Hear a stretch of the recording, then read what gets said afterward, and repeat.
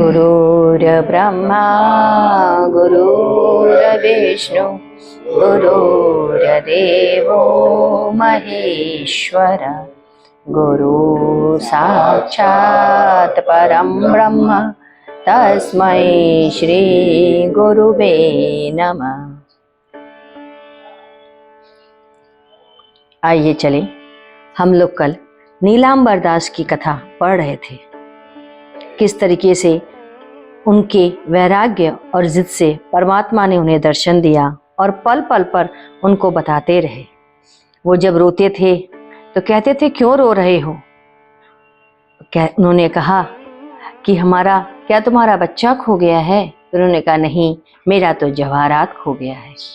इसके बाद आगे पढ़ते हैं।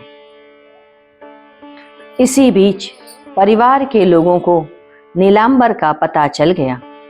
लड़का आया, बाबा क्या कर रहे हो? नीलांबर ने कहा, अब तुम लोगों से मिलना नहीं होगा। पत्नी ने कहा, मेरा धर्म है कि पति के लिए जिएं और मरें। पति ने कहा, यदि तुम रहना चाहती हो तो सब कुछ छोड़ के आ जाओ।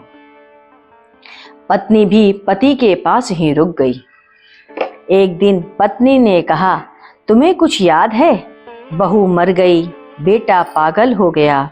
जिसकी बहू मर गई, भगवान चाहेगा सब ठीक हो जाएगा। उसका जैसा कर्म है वो वैसा ही तो भोगेगा। पत्नी ने कहा, तुम्हें जरा भी ममता और दया नहीं आती?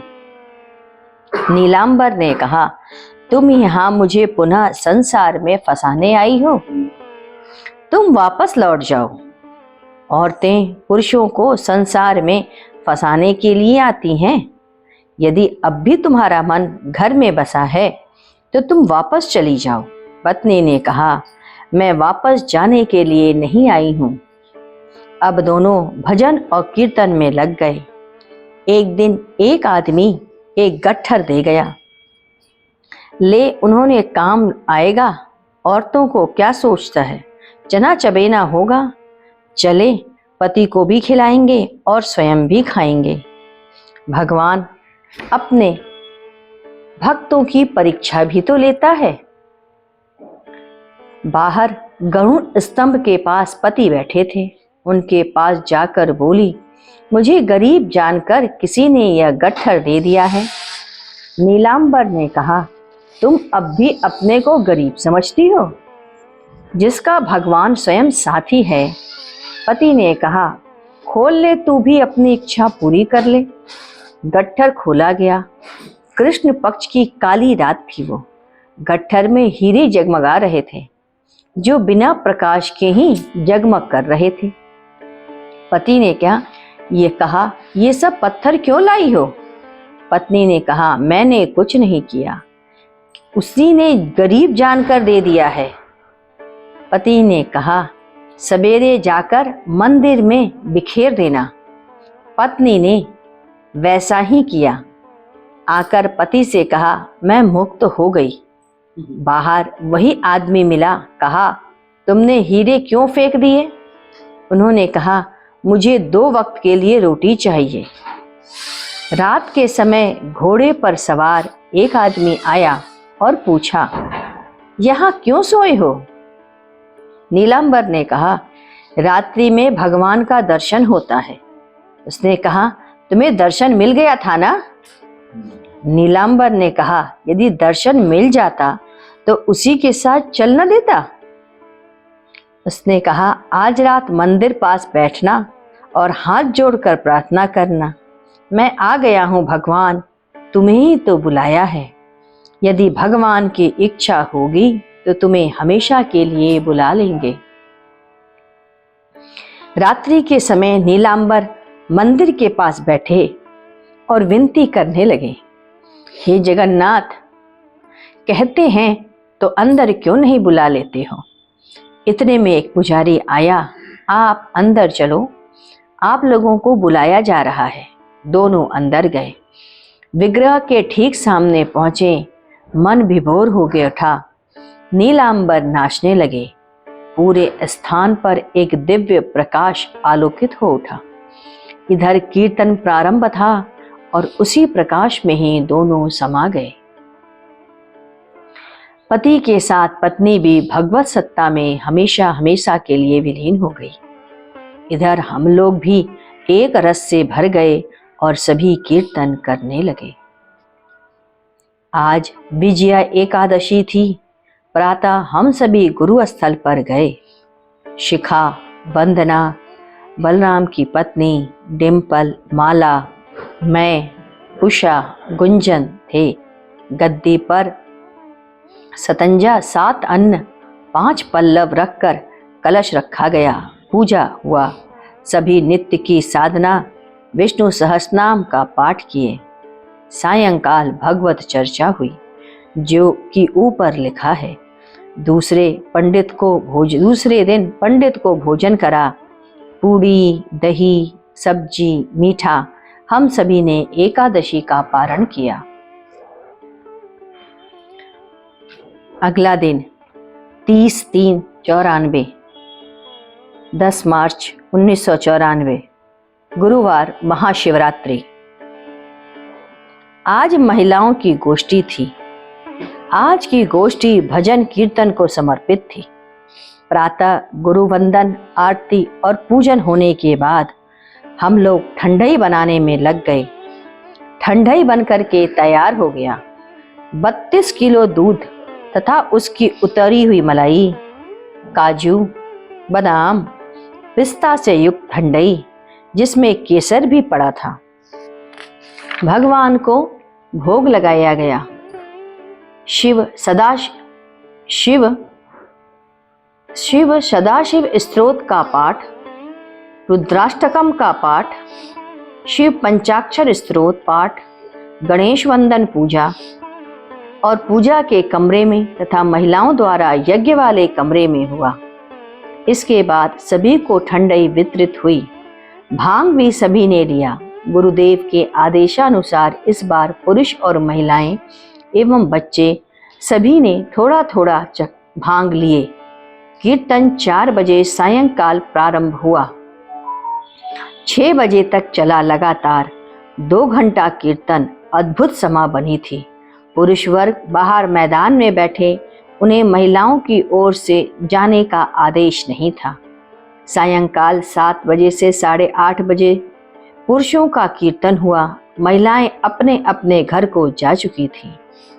इस बार पुनः पिछली बार की तरह यज्ञ के कमरे में कृष्ण जी को लगे भोग के गिलास में तथा गद्दी पर रखे गिलास में ओंकार बना हुआ था। ओंकार में ऐसे भी बना हुआ था, सभी लोगों की साधना यही पे प्रभाव है, ऐसा गुरुदेव ने कहा। एक स्पष्ट ओम बना था। बड़े वाले बैगुने में ओम बन जाता था। यदि उसमें से तुरंत निकालकर बांटने न गया होता, दोनों पात्रों में बना ओम हर तरफ से देखा जा सकता था। गुरुदेव ने कहा कि यह साधारण घटना नहीं है। ऊपर की सत्ता आपके कृत्य से अत्यंत प्रसन्न है। यह दूसरी बार ओम बनने की घटना है। इसके बाद 14 मार्च सोमवार, आज ईद का त्योहार है। हम लोग भी इस दिन गुरु स्थल पर उपस्थित हैं। आज बलराम भैया की ओर से प्रसाद बनेगा। प्रसाद में दोस्ती, कोहड़ा, आलू की सब्जी तथा आटे की सेवई। सेवई आटे का बलराम जी के घर पर बनवाया। इस प्रकार 20 किलो दूध की सेवई बनी और भोग लगा। सभी सायंकाल प्रसाद प्राप्त किए। इस प्रकार गुरु स्थल पर ईद के अवकाश का दिन बीत गया। आज गुरुदेव ने सत्संग में कहा कि आत्मचिंतन व आत्मनिरीक्षण हमेशा करते रहना चाहिए। हमेशा अपने आप को फटकारते रहो। भगवान कृष्ण अर्जुन को अपना विराट स्वरूप दिखलाया, गीता का उपदेश दिया। अर्जुन उनके प्रिय सखा थे, परंतु कुछ पलों के लिए अर्जुन को भी नरक में जाना पड़ा। कर्म का भोग तो भोगना ही होगा। जैसा विचार लाओगे वैसा ही भोग भोगना पड़ेगा। यह निश्चित जान लो। महात्मा गांधी से अपराध हुआ। पिता मर रहे थे और अपनी पत्नी कस्तूरबा के साथ थे। जब उन्हें पता चला पिता मर गए तो उन्हें बड़ा ही दुख हुआ। उनके अंदर एक कामना जगी कि मैं पूजा जाऊं। आज समय ऐसा है कि बसपा के महामंत्री मायावती कहती हैं कि गांधी शैतान का बच्चा था जिसने अछूतों को अलग कर दिया। वह हरिजनों का हिमायती बना फिरता तो है, अपने नाम के आगे हरिजन क्यों नहीं लगाया उसने। सोचा था मेरे कृत्य के कारण देश आजाद हुआ। आज गांधी को लोग अच्छा नहीं कहते। सुभाष चंद्र बोस भी कहते थे, परंतु दादा उन्हें शांत कर दिया करते थे। दादा कहते थे तुम शांत रहोगे, तुम कुछ नहीं बोलोगे और सिर्फ अपना कार्य करोगे। अगला दिन 15 मार्च मंगलवार। सत्संग में आज गुरुदेव ने कहा, अपना लोक ऊपर बन रहा है। आपका जैसे जैसे शुद्ध चिंतन बनता जा रहा है, आपके लोक का निर्माण होता जाता है। अतः जो कुछ आपको करना है आप अपने तत्क्षण कर लीजिए। पिक्यूरियम महान दार्शनिक, उनके केवल 4 तत्व माना। आकाश को उसने नहीं माना। जब लिखने का समय आया तो वह अपंग हो गए। जो कहते हैं वही मौज करो, बाद में देखा जाएगा, यह बात एक जड़ है और महामूर्ख है। जब शरीर में सब कुछ है तभी तो प्राप्त करना है, अतः शरीर के रहते ही प्राप्त कर लो। परमात्मा के प्राप्ति के लिए कई तरह के दर्शन आए, जैसे पातंजलि योग सूत्र, सांख्य दर्शन, मीमांसा इत्यादि। पुनः आया जैसे जैन धर्म, तब आया बौद्ध धर्म।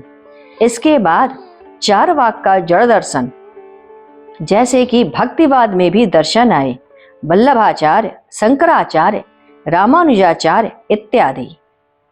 दर्शन का अर्थ है अनुभूति, ज्ञान प्राप्त करना। कर्मेंद्रियों व ज्ञानेंद्रियों के द्वारा प्राप्त ज्ञान ही दर्शन कहलाता है।